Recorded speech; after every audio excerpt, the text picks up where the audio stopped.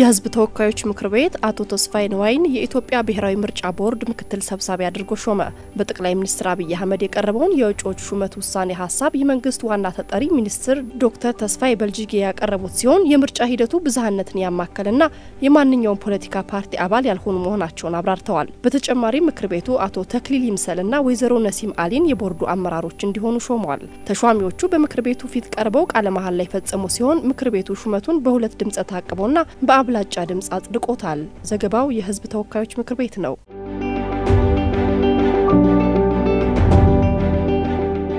አምባሳደር ሀደራ በራ በኢትዮጵያ የስዊድን አምባሳደርን በጽህፈት ቤታቸው ተቀብለው አነጋገሩ። የውጭ ጉዳይ ሚኒስትር ዴኤታ አምባሳደር ሀደራ በራ በኢትዮጵያ የስዊድን አምባሳደር የሆኑትን ሃንስ ሄንሪክ ሉንድኩስትን በጽህፈት ቤታቸው ተቀብለው አነጋግረዋል።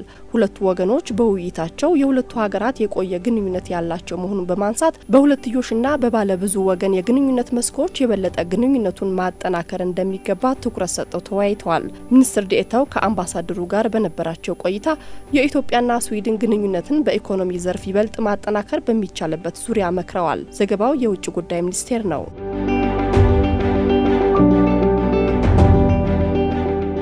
በሚቀጥሉት 10 ቀናት በተለይም በምዕራብ አጋማሽ የሀገሪቱ ክፍሎች የተሻለ የእርጥበት ሁኔታ እንደሚኖራቸው የኢትዮጵያ ሚቲዮሮሎጂ ኢንስቲትዩት አስታወቀ። ኢንስቲትዩቱ በሚቀጥሉት 10 ቀናት የሚኖረውን የአየር ትንበያ አስመልክቶ በሰጠው መግለጫ በሚቀጥሉት ቀናት የሚኖረው የአየር ሁኔታ ለእርሻ ስራ እንቅስቃሴ በአመዛኙ አዎንታዊ ሚና እንደሚኖረው አመላክቷል። ከዚህም ጋር ተያይዞ በምዕራብና በሰሜን ምዕራብ የሀገሪቱ አካባቢዎች የሚጠበቀው ከባድ ዝናብ ለወቅቱ የእርሻ ስራ እንቅስቃሴ በአመዛኙ አዎንታዊ ሚና እንደሚኖረውም ጠቁሟል።